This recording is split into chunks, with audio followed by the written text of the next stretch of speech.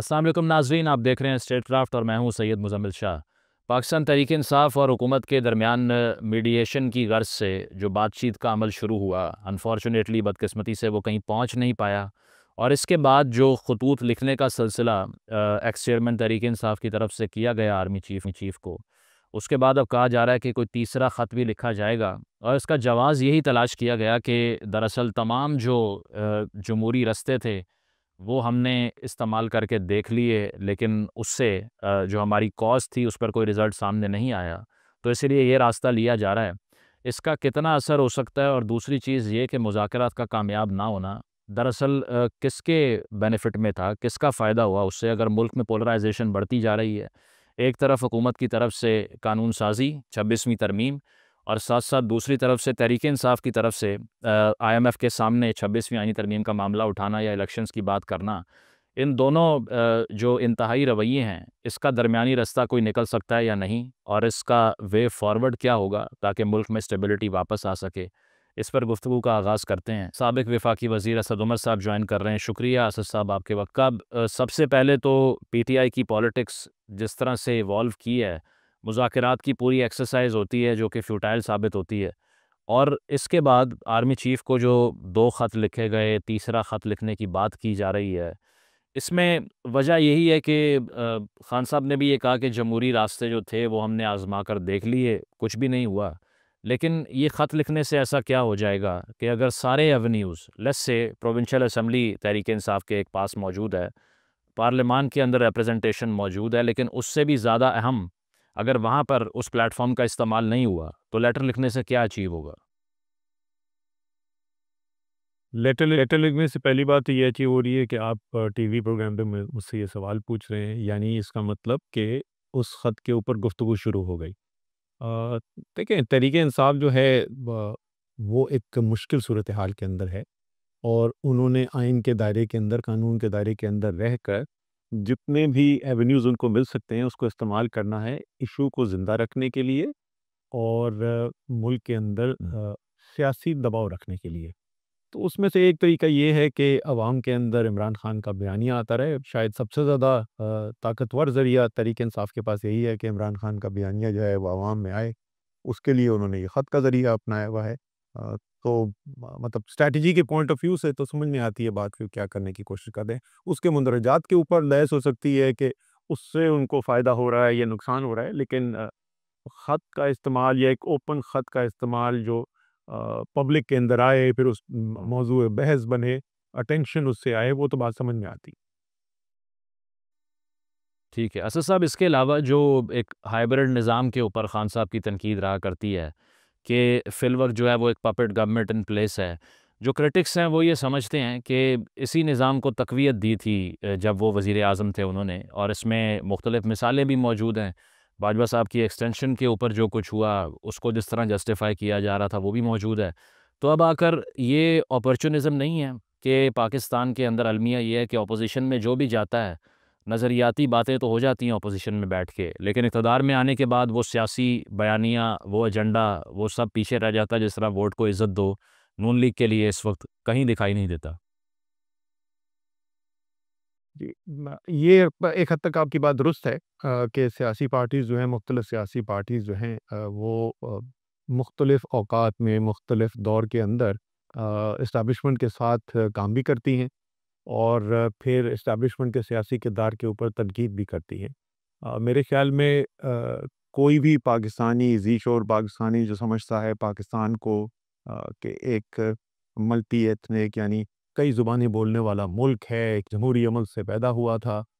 तो जमहूरियत तो वाहिद रास्ता है, और फ़ौज का सियासत में किरदार नहीं होना चाहिए, जैसे मैं हमेशा कहा करता हूँ कि ये तो पाकिस्तान के जितने भी आर्मी चीफ़ गुज़रे हैं वो भी यही कहते हैं कि पाकिस्तानी फ़ौज का सियासत में किरदार नहीं होना चाहिए। लेकिन होता रहा है और आज भी नज़र आ रहा है। तो ये यहाँ से अगर आपने हल निकालना है, तो फिर सबको साथ मिल के बैठ के ये मानना पड़ेगा कि किसी ने खराबी के अंदर थोड़ा हिस्सा डाला होगा, किसी ने बहुत ज़्यादा हिस्सा डाला होगा।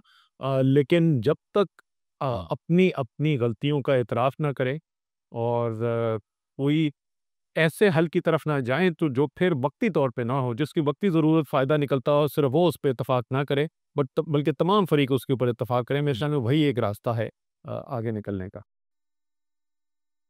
असद साहब, इसके अलावा जो पीटीआई की जो एक पॉपुलर मूवमेंट थी 2012 के बाद से, जो एस्केलेट की, तो उससे पहले जिस तरह चार्टर ऑफ डेमोक्रेसी हुआ था मुल्क में, दो पॉलिटिकल फोर्सेस थीं, उन्होंने कुछ चीज़ें तय की, उस पे अमल कितना हुआ वो सेकेंडरी चीज़ है। लेकिन अब आकर जब ट्रूथ एंड रिकन्सिलिएशन कमीशन की बात की जाए, जो कि मेरे नज़दीक तो ज़रूर होना चाहिए, अगर ऐसे ममालिक जहाँ पर जंग हुई वहाँ पर हो सकता है तो यहाँ क्यों नहीं हो सकता? उस पर अब व्यू पॉइंट ये होता है कि अगर तहरीक-ए-इंसाफ ने कहीं भी एसोसिएट कर लिया पीपल्स पार्टी या नून लीग के साथ, बेशक वो नेशनल इंटरेस्ट के लिए ही क्यों ना हो, तो उसका मतलब ये है कि उनका पॉलिटिकल कैपिटल लूज़ हो जाएगा, क्योंकि उन्होंने वो गेन ही इसीलिए किया कि बाकी तमाम जमातों में बैठने वाले लोग चोर हैं। आपको लगता है कि जो आप ये बात कर रहे हैं कि सबको इकट्ठा बैठना चाहिए, वो पीटीआई के लिए पॉसिबल था कभी या अब होगा आगे? ये अच्छा सवाल है। ज़रा सा इसका तज़िया करते हैं कि तहरीक इंसाफ, ये बहुत बिल्कुल आप दुरुस्त कहते हैं कि मेरे तहरीक इंसाफ के दोस्त बहुत से जो हैं वो भी साथी यही कहते हैं कि तहरीक इंसाफ के अगर इनके साथ साथ बैठी हुई नज़र आएगी तो उससे नाकाबिल तलाफ़ी नुकसान हो जाएगा बयानिए को। मैं इस बात को नहीं मानता। तहरीक इंसाफ वहाँ पर बैठ के ये नहीं कहेगी कि ये लोग, ये सियासी पार्टियाँ जिनके साथ हम बैठे हुए हैं एक सियासी हल निकालने के लिए, वो बहुत अच्छे लोग हैं। हमारे ख़्याल में इन्हीं को इक़्तिदार के अंदर होना चाहिए, या चलें अगर इक़्तिदार में ना होना चाहिए, लेकिन ये दूध से धुले हुए बड़े अच्छे लोग हैं। अगर तहरीक-ए-इंसाफ का मानना ये है कि उन लोगों के अंदर चोर और डाकू बैठे हुए हैं, तो उस बयानिए से हटने की ज़रूरत नहीं है। सिर्फ़ फ़र्क जो लाने की ज़रूरत है वो ये है कि एक ऐसे निज़ाम की बात हो जिस निज़ाम में जो कोई भी चोरी करे, जो कोई भी डाकू हो, वो ना बच पाए, चाहे वो हम में से हो या उनमें से हो। अ, सियासतदान का किसी भी अच्छे इंसाफ पर मबनी निज़ाम के अंदर सियासतदान के पास ये इख्तियार नहीं होना चाहिए कि वो फैसला करे कि कौन जेल में जाएगा, कि कौन नहीं जाएगा। पार्लियामान में बैठने की बिल्कुल। किसको इजाज़त होनी चाहिए? सिर्फ़ 2 फ़ोरम है जहाँ से ये इजाज़त मिल सकती है। पहला, सबसे अहम, वोट के ज़रिए अवाम फैसला करेंगे कौन पार्लियामेंट में जाएगा और कौन नहीं जाएगा। और दूसरा, अगर किसी ने कानून तोड़ा है, अगर किसी ने चोरी की है, तो वो अदालती निज़ाम जो है वो फैसला करेगा। ये दूसरी सियासी पार्टियाँ नहीं फैसला कर सकती कि किसने आना है कि नहीं। वो अपनी राय ज़रूर रख सकती हैं, वो अपनी राय का इज़हार खुल के कर सकती हैं, उसमें कोई खराबी नहीं है। लेकिन जब अवाम ने वोट डालकर भेज दिया, अब ये इस वक़्त जो मौजूदा सूरत-ए-हाल है, उसमें तो ये बहुत बड़ा सवाल है कि कौन अवाम के वोट से आया हुआ और कौन नहीं आया हुआ। मैं मजमूई तौर पे उमूमी तौर पे एक बात कर रहा हूँ। पहली बात तो ये, दूसरी जो है ना, ये चार्टर ऑफ डेमोक्रेसी, आपने बड़ी इंटरेस्टिंग बात की। मेरे ख्याल के अंदर तो बहुत आपने अहम नुक्ता इसके अंदर रेज़ किया है। जो पिछला चार्टर ऑफ डेमोक्रेसी था उसके अंदर 2 मसाइल पैदा हुए। पहली बात तो अवाम के अंदर ये तासुर आया कि ये जो 2 पार्टी जिन्होंने चार्टर ऑफ डेमोक्रेसी साइन किया है, वो चार्टर ऑफ डेमोक्रेसी का लुब्बे-लुबाब लोगों को ये समझ में आया, मैं तुम्हारी चोरी माफ़ कर दूँगा, तुम मेरी चोरी माफ़ कर देना और दोनों जो है हँसी-खुशी ज़िंदगी गुज़ारेंगे। सो अवाम के अंदर जो बयानिया गया उस चार्टर ऑफ डेमोक्रेसी का, वो बहुत ही मनफ़ी गया। और दूसरी जो अहम पेशरफ्त हुई कि उस वक़्त 2 बड़ी सियासी पार्टियाँ थीं जिनके दरमियान ये माहिदा तय पाया, और उसके बाद एक तीसरी कुव्वत इमर्ज की और वो सबसे बड़ी कुव्वत बन गई, और वो तहरीक-ए-इंसाफ है, जो उसका हिस्सा नहीं थी। तो मेरे ख़्याल में अब इन्हीं पुरानी पार्टियों को और इस नई ताकत को, सबसे बड़ी ताकत मेरे ख़्याल में जो सियासी ताकत है, तहरीक-ए-इंसाफ, उनको साथ बैठ के एक नए चार्टर की तरफ काम करना पड़ेगा।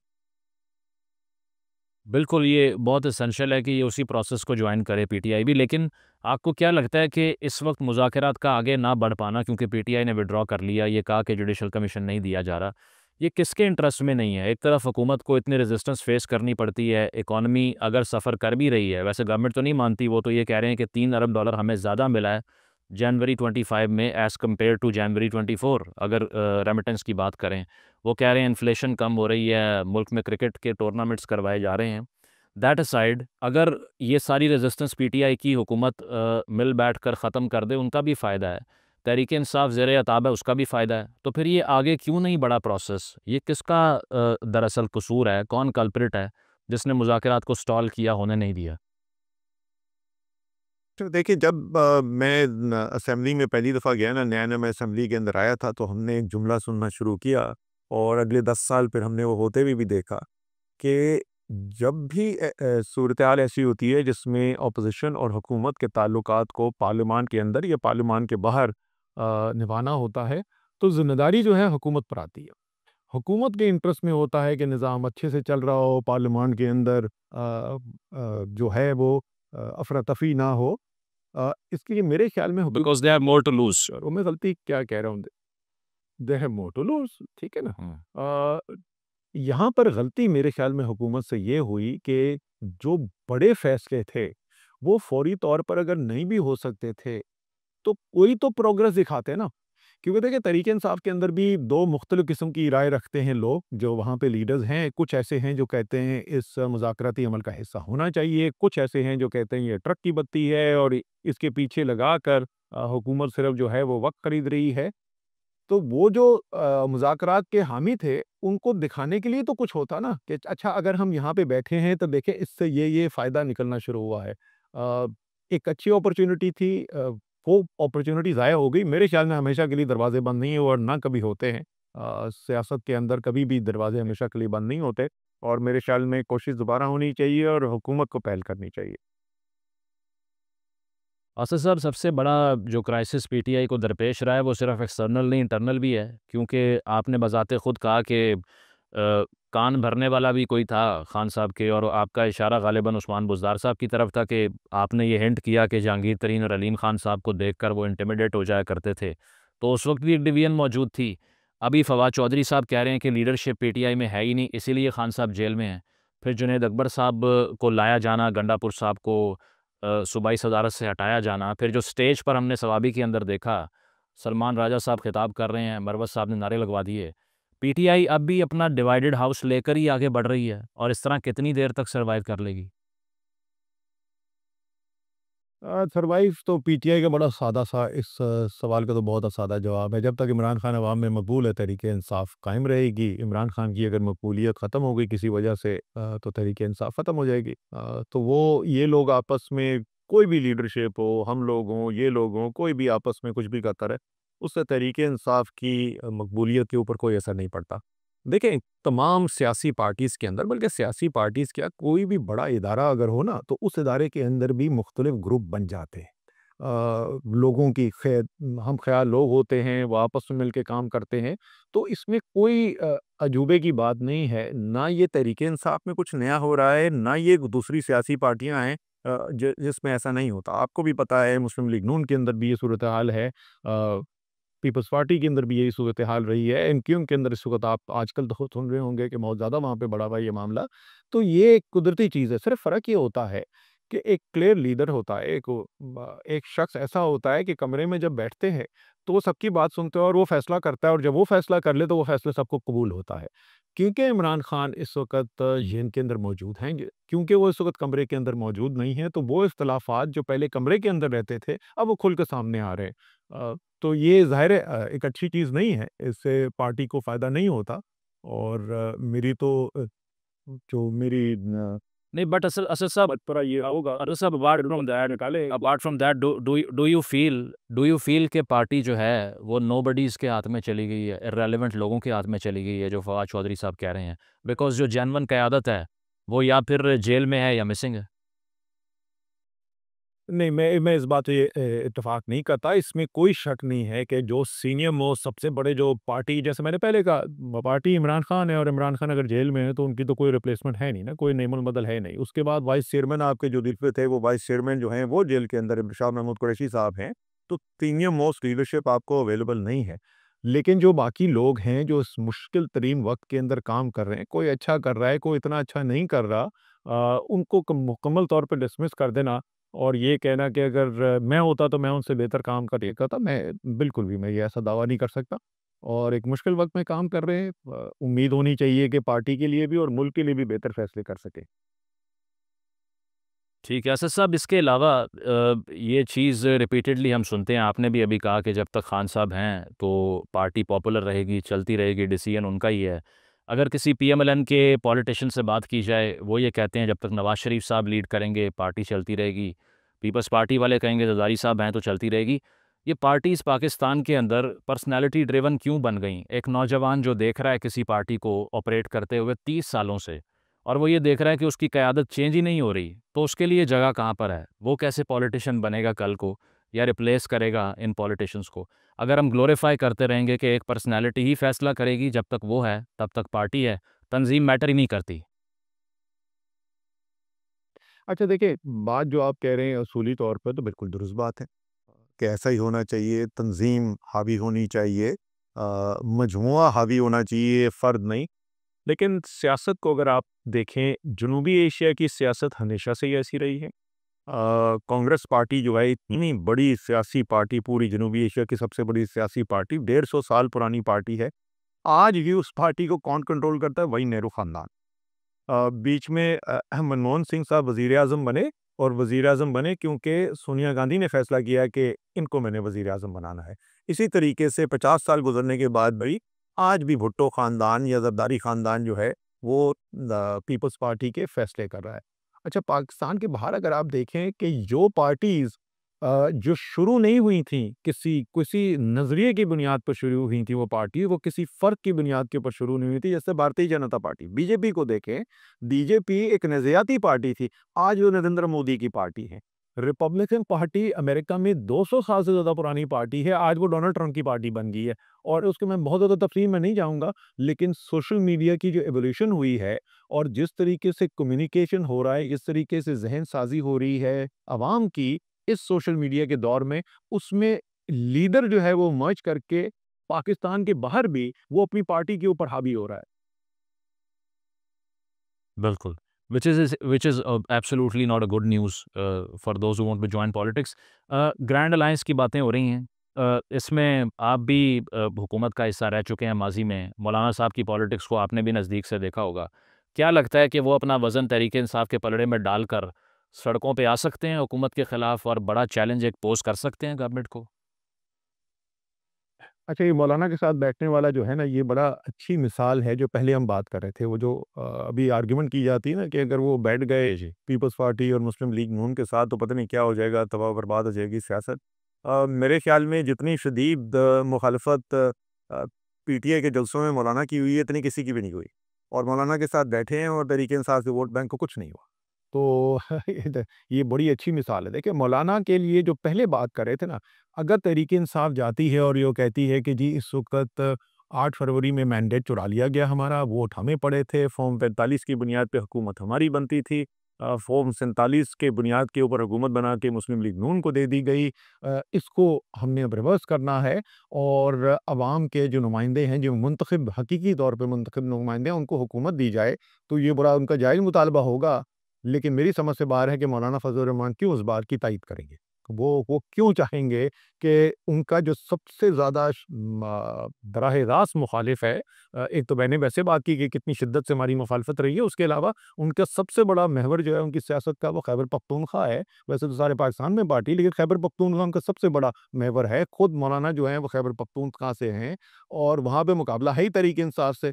तो ये बात तो समझ में आने वाली नहीं थी। लेकिन जो अब बात हो रही है, जो अब मुतालबा है कि जी एक सब मिलके अलायंस बनाएँ और वो अलायंस मुतालबा क्या करे, एक नया इलेक्शन कराया जाए। ये मौलाना के इंटरेस्ट में है, क्योंकि मौलाना इस वक़्त बिल्कुल खैबर पख्तूनख्वा में फ़ारिग हो चुके हैं असेंबली से। तहरीक-ए-इंसाफ 2 तिहाई से ज़्यादा अक्सरियत लेके बैठी हुई है। अगर ये निज़ाम चलता रहेगा, न सिर्फ़ मरकज़ में मौलाना की कोई रिप्रेज़ेंटेशन नहीं है, वो सूबे में भी उनके पास कोई रिप्रेज़ेंटेशन नहीं है। तो अगर एक नए इलेक्शन की तरफ मामला जाता है, तो मौलाना को उम्मीद होगी कि अगले इलेक्शन के अंदर इस वक़्त की जो उनकी सूरत-ए-हाल है, उससे बेहतर सूरत-ए-हाल होगी। तो इस वक़्त मुझे लगता है कि दोनों के इंटरेस्ट जो हैं, वो अलाइन हो सकते हैं इस बात के ऊपर कि एक नया इलेक्शन कराया जाए। यकीनन उनका मुतालबा भी यही था कि नए इलेक्शन की तरफ जाना चाहिए। टुवर्ड्स द एंड आपको क्या लगता है कि ये 2 सिचुएशंस जिन पर मीडिया में भी बहस हुई, जिन पर बहुत रूमर भी फैला कि तहरीक-ए-इंसाफ या खान साहब को ये ऑफ़र किया गया कि इस निज़ाम के 5 साल मुकम्मल होने दीजिए और ख़ामोशी इख्तियार कर लें तो आपके लिए रिलीफ़ है। वो ऑप्शन ज़्यादा डिज़ायरेबल नहीं था इससे कि कुलियन कोर्स की तरफ जाया जाए, एहतजाज किए जाएँ, वर्कर भी सफ़र करे और पार्टी पर स्पेस और तंग हो जाए? इन दोनों में से if you were in place of Khan साहब, क्या चूज़ करते आप? ये वाला हल कि इमरान खान जो है वो घर बैठ जाएँ, खामोशी से 4 साल घर बैठे रहें, ये तो उनकी सादत ख़त्म करने वाली बात है, कभी भी नहीं मानेंगे। इसको इससे तो बेहतर ये है कि वो 5 साल जेल के अंदर बैठे रहें। इसी तरीके से जो अभी सूरत-ए-हाल चल रही है, ये जी ना खान साहब के इंटरेस्ट में, ना पार्टी के इंटरेस्ट में, ना पाकिस्तान के इंटरेस्ट में। तो हमें कोई ना कोई दरमियानी हल ज़रूर निकालना पड़ेगा। कुछ ऐसे मामलात हैं जो अगले इलेक्शन से पहले मिलकर बैठकर हल करने की ज़रूरत है, कुछ ऐसे मामलात हैं जो उसके बाद। मैं सिर्फ़ एक मिसाल देना चाहता हूँ ज़ामिर, कि देखिए बलूचिस्तान का मसला जो है वो इतना संजीदा मसला होता जा रहा है, जितनी मज़ीद शिद्दत का इख्तिलाफ़ हो सियासी पार्टीज़ का आपस में, जब तक इस किस्म के मसाइल के ऊपर तमाम सियासी पार्टियाँ मिलकर काम नहीं करेंगी, हम मुश्किलात से बाहर नहीं निकलेंगे। हुँ। ठीक है, ये कॉम्प्लेक्स प्रॉब्लम्स जो हैं ये मिल बैठकर कंसेंसस के साथ ही हल हो सकते हैं। बहुत शुक्रिया असद उमर साहब, हमारे साथ मौजूद। ब्रेक शामिल करते हैं, ब्रेक के बाद वापस आएँगे। Stay with us.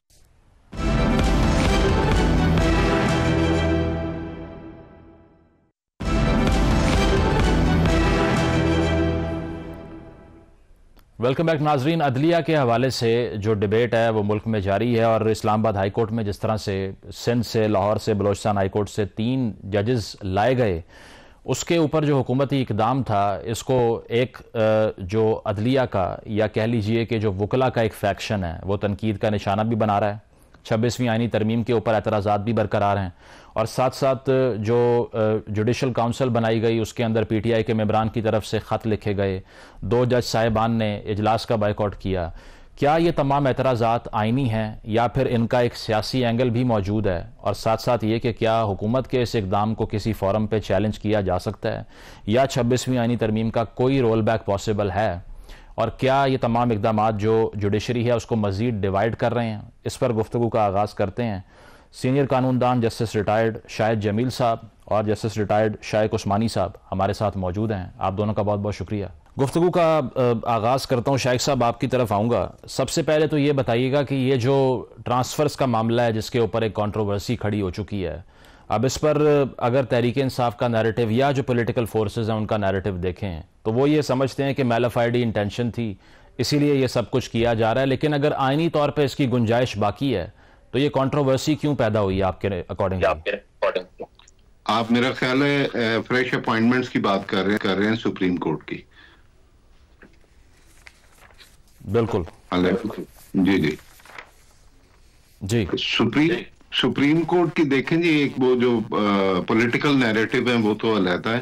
जो इसका लीगल पहलू है, मैं उस पर गुफ्तगू करना चाहूंगा। लीगल पहलू ये है कि 26वीं आईनी तरमीम जो है वो अंडर चैलेंज है, और अगर वो अंडर चैलेंज है तो उस पर कोई डिसीजन तो आना है अदालत का। अब ऑब्जेक्शन ये है कि जो कॉन्स्टिट्यूशनल कोर्ट है वो भी 26वीं आईनी तरमीम की प्रोडक्ट है, और जो जुडिशल कमीशन है जिसके जरिए ये वाली अपॉइंटमेंट्स की गई हैं वो भी 26वीं आईनी तरमीम की प्रोडक्ट है, और उन्होंने डोमिनेटेड बाय एग्जीक्यूटिव है जिसको कि चैलेंज किया गया हुआ है।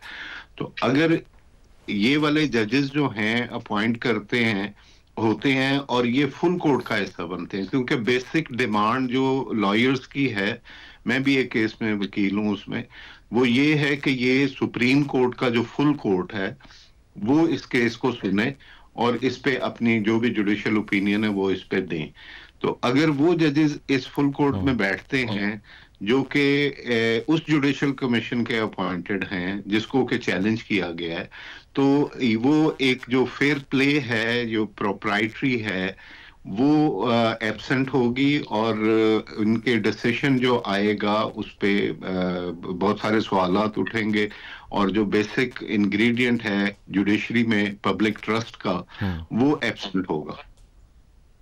शाहिद उस्मानी साहब, ये जो जिस कंट्रोवर्सी की हम बात कर रहे हैं, अब जिस तरह से सुप्रीम कोर्ट के जजेस की तरफ से जो ख़त लिखा गया है उसमें भी एतराज़ ये शामिल है कि लाहौर हाई कोर्ट के एक जज साहब थे, 15वें नंबर पर वो मौजूद थे, उनको इस्लामाबाद लाया गया, तो सुप्रीम कोर्ट के लिए वो कैसे अहल हो जाएंगे? ये सीनियरिटी का जो मसला है, इसमें ओथ ना लेना कैसे अफेक्ट करेगा? और दूसरी चीज़ ये है कि जो पहले मिसालें दी जाती हैं, जिस तरह जस्टिस सरदार मोहम्मद असलम की मिसाल 2008 की मौजूद है कि उनको भी लाहौर हाई कोर्ट से लाया गया इस्लामाबाद हाई कोर्ट में, तो कहा जाता है प्रेसिडेंट तो पहले भी मौजूद है, इस बार क्यों इस मामले के ऊपर इतनी कंट्रोवर्सी पैदा की जा रही है? देखिए, मेरे ख्याल में तो ये जो कंट्रोवर्सी पैदा की जा रही है इसका कोई जवाब नहीं है, क्योंकि ठीक है 26th अमेंडमेंट कुछ लोगों को नहीं पसंद है, और मेजॉरिटी जो हमारे वकील हैं उनको पसंद नहीं है, और वो समझते हैं कि ये मैलिफाइड थी ये 26th अमेंडमेंट। लेकिन जो भी हो, ये पार्लियामेंट ने इसको पास किया है, और फाइनल पार्लियामेंट लॉ आती है, पार्लियामेंट ही अमेंडमेंट करती है कॉन्स्टिट्यूशन में।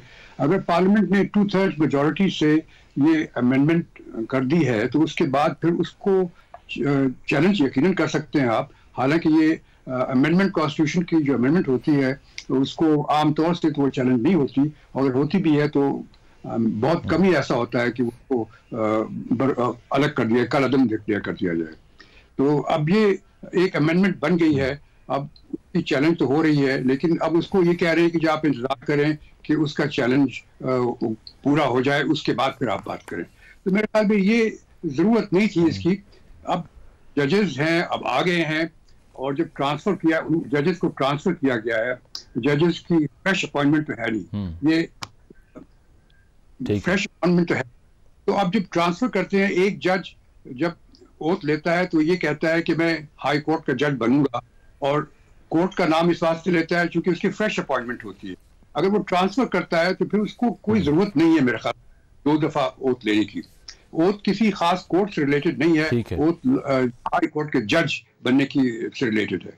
तो ये मेरे ख्याल में ये कंट्रोवर्सी जो की जा रही है, साहब ये जो सीनियरिटी का तयन होगा, ये हल्फ के मुताबिक अगर किया जाएगा तो नए जजेस का हल्फ ना उठाना फिल वक्त वो भी इसीलिए है कि जिस तरह जस्टिस सरफराज डोगर साहब की जगह जस्टिस मोहसिन अख्तर कियानी साहब अगर प्यूनी जज बन जाते हैं तो उसको अवॉइड करने के लिए किया ये।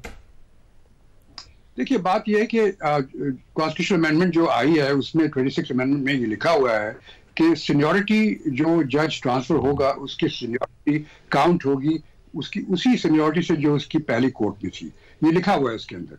अब उसके बाद फिर लेकिन ये भी लिखा है, एक उन्होंने ऐड कर दिया है सब आर्टिकल, और उसमें ये भी कहा है कि उसको डायरेक्टली आप चीफ जस्टिस नहीं बना सकते, वो लिखा हुआ है उसमें।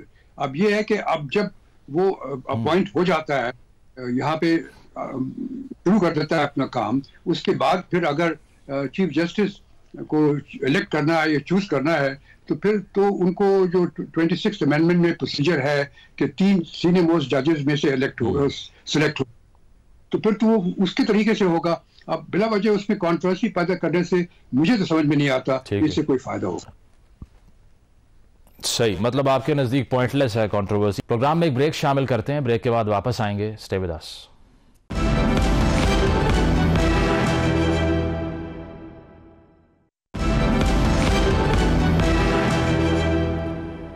वेलकम बैक नाजरीन, डिस्कशन को कंटिन्यू करते हैं। शायद जमील साहब, आपका भी जो रेजिग्नेशन था उस पर भी एक कंट्रोवर्सी पैदा हुई थी और आपने कहा था कि पर्सनल रीजंस हैं, लेकिन आपने ये भी कहा था कि it's a rebellion against the system.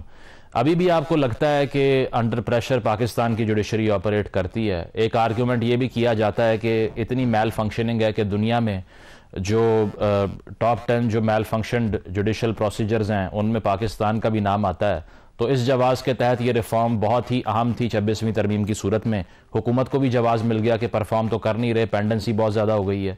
वो आर्ग्यूमेंट्स जस्टिफाइड हैं ये सब कुछ करने के लिए, या आपको लगता है कि ये आर्म ट्विस्टिंग की जा रही है? देखें जी, जहाँ तक मेरे रेजिग्नेशन का ताल्लुक था वो मेरा एक ज़ाती डिसीजन है। मैं पहले भी बड़ी दफ़ा कह चुका हूँ कि उसका कोई एक्सटर्नल फोर्सेस से ताल्लुक नहीं है। जिस तरीके से हाई कोर्ट चलाई जा रही थी और जिस तरीके से वहाँ पे काम हो रहा था, मुझे लग रहा था कि मेरी वहाँ पे कोई मजीद प्रोडक्टिविटी नहीं है, तो मैं बजाय इसके कि एक सीट मल के बैठा रहूँ और या तो आराम उस तरह काम ना करूँ और पर्क्स एंजॉय करूं, तो या मैं फिर आज़ाद हूं और अपनी मर्जी से जिंदगी गुजारूं, तो मैंने सेकंड चॉइस पे वेल की। जहां तक केसेस के डिसीशंस का और डिस्पोजल का और इंसाफ फराहम करने का ताल्लुक है, ये एक टोटली डिफरेंट सब्जेक्ट है। हमारे यहाँ पे गेज किया जाता है अदालतों को सियासी केसेस के डिसीशन की बेस पे। तो माजरत के साथ ये 26वीं आईनी तरमीम में जो ये कहा गया है कि जी जुडिशरी को बेहतर किया जा रहा है और उसमें से डिस्पोजल में कोई फर्क पड़ेगा, मैं इससे बिल्कुल एग्री नहीं करता हूं। मैं आपके इस प्रोग्राम में बरमला ये बात चैलेंज करता हूं कि हमारी मुकन्ना से लेके एग्जीक्यूटिव से लेके हमारी जुडिशरी तक में कोई बंदा इसको रिफॉर्म्स करने पे कि एक आदमी को प्रॉम्प्टली इंसाफ मिले, उस पे कोई बंदा सीरियस नहीं है, हमारी बार काउंसिल्स भी सीरियस नहीं है। तो इस पे तो एक अलहदा सेर हासिल बहस हो सकती है, मुझे जब मर्जी आप इस पे बुला लें, इस पे तो मेरे पास बहुत मवाद है। अब जहां तक क्वेश्चन है कि 26वीं आईनी तरमीम जो है वो पार्लियामेंट सुप्रीम है, वो कुछ भी कर सकती है, मैं इससे भी एग्री नहीं करता, क्योंकि हमारा जो कॉन्स्टिट्यूशन है this is a written constitution. ये उस पार्लियामेंट के लिए कहा जाता है जो जहां पे अनरिटन कॉन्स्टिट्यूशन है बरतानिया में, और वहां पे जो पार्लियामेंट है वो किसी कॉन्स्टिट्यूशन की प्रोडक्ट नहीं है, उसकी क्रिएशन नहीं है। जहां जहां ये पार्लियामेंट किसी आइन की प्रोडक्ट है, क्रिएशन है, तो उसने उस आइन के अंदर रहते हुए अपना फंक्शन करना है। यहाँ पे एक फेडरल लेजिस्लेचर है और 4-5 जो हैं वो प्रोविंशियल लेजिस्लेशन, 4 तो क्लियर हैं, शायद एक आधा और भी उनकी अपनी असेंबलीज हैं, आजाद कश्मीर और गिलगित बल्तिस्तान की। इनके अपने जो हैं वो दायरा इख्तियार है, उससे बाहर निकल के ये लेजिस्लेशन नहीं कर सकते। क्वेश्चन डिबेट ये है कि हमारी कॉन्स्टिट्यूशन जिस तरह फ्रेम किया गया वहां पे उसके सेलिएंट फीचर्स हैं, जिसको हमारे हमसाया मुल्क में बेसिक स्ट्रक्चर कहा जाता है, उन सेलिएंट फीचर्स को कंप्रोमाइज करते हुए कोई लॉ पास हो सकता है कि नहीं हो सकता। तो सिर्फ डिबेट इतनी है। और इस डिबेट में जब आप जुडिशल कमीशन बनाते हैं जो डोमिनेट करता है एग्जेक्टिव से, जब वो बेंचेस और केस फिक्सेशन की बात करेंगे तो सेपरेशन ऑफ पावर का प्रिंसिपल वायलेट हो गया। और जब वो अपॉइंटमेंट इस तरीके से करेंगे जैसी आपके सामने आ रही हैं, तो फिर इंडिपेंडेंस ऑफ जुडिशरी भी कंप्रोमाइज हो गई है। हर बंदा, हर जज, अब देखें जुडिशल कमीशन को आपने पावर दे दी है कि किसी भी जज की परफॉर्मेंस को वो एवेल्युएट करेंगे, तो वो जो बंदा नहीं उनके पसंद का होगा और जो सियासी केसेस में कोई अपना स्टैंड लेगा या उनके बट शायद जमील साहब अगर जुडिशल कमीशन के तहत इस तरह से ही सबऑर्डिनेट लाया गया जुडिशरी को, तो 6 बड़ी वकला तंजीमों की तरफ से जुडिशल कमीशन का जो इजलास है उसके खिलाफ एहतजाज को ही मुस्तरद क्यों कर दिया गया? लॉयर्स तो अपनी स्पेस डेलिबरेटली गिव अप नहीं करते, तो वो इस पे एक्टिव क्यों नहीं है फिर? जमील साहब, पाकिस्तान में वो जो हम सुनते थे ना, मैं उस पर थोड़ा सा सोच रहा था कि दोबारा रिसर्च करूंगा, पढ़ूंगा। जो हमने अंग्रेज के लिए सुना था डिवाइड एंड रूल, कि उसने यहाँ पे फैक्शंस क्रिएट किए, उनको डिवाइड किया और फिर रूल किया।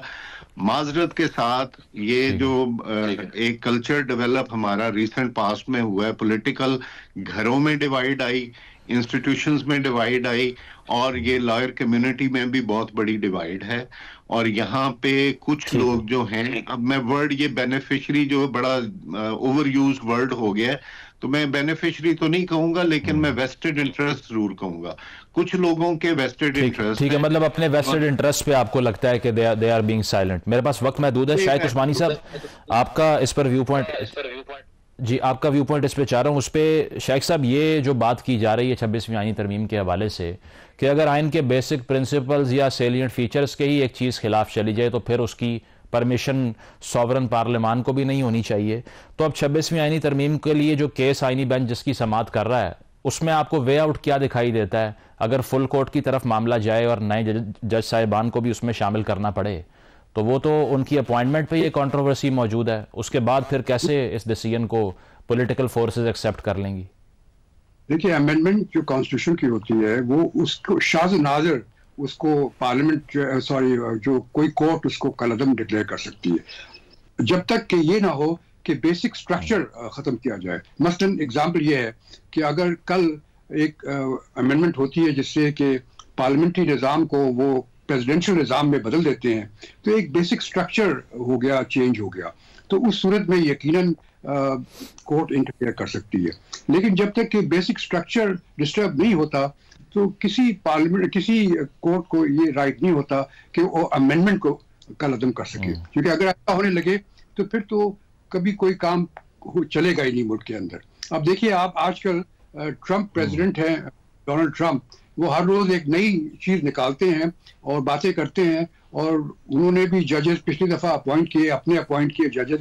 ये एक नॉर्मल एग्जीक्यूटिव जो है वो हम इसी तरह काम करती है कि जो भी नेचुरली उनको अपना इंटरेस्ट होता है वो इस्तेमाल करती है, लेकिन इसमें ये नहीं होता कि आप बिला वजह कोर्ट में जाएं और कोर्ट फिर उसमें इंटरफेयर करे, तो फिर तो निज़ाम चल ही नहीं सकता। तो वे आउट फिर आप क्या देख रहे हैं कि इस तरमीम को लेकर जितने भी, चाहे वो खतूत लिखे जा रहे हैं अली जफर साहब की तरफ से या कुछ जज साहिबान ने बॉयकॉट कर दिया, आपको लगता है कि वो सब सिर्फ एक ऑप्टिक्स के लिए एक चीज़ इस्तेमाल हो जाएगी, इससे बढ़ के कुछ भी नहीं होगा, राइट? जी जी बिल्कुल। आप देखें जो 2 मेंबरान जुडिशल काउंसिल के जो हैं वो पीटीआई के हैं, वो तो इससे हमेशा से खिलाफ थी, और बाकी जो 2 जजेस हैं वो शुरू ही से उनका हमेशा से अलग व्यू पॉइंट रहा है, मुनीब अख्तर और मंसूर अली शाह का। तो वही ये 4 जजेस हैं जिन्होंने उसके खिलाफ वोट किया जुडिशल काउंसिल में।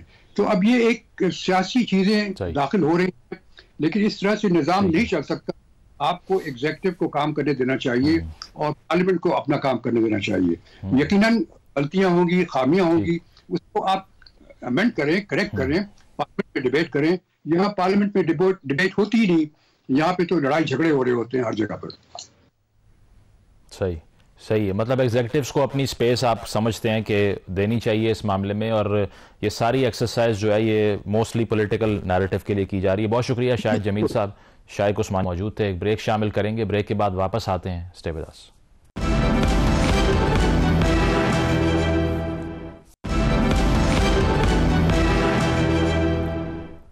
नाज़रीन, प्रोग्राम आपने मुलाहिज़ा किया, फीडबैक ज़रूर दीजिएगा। इजाज़त दीजिए, अल्लाह हाफ़िज़।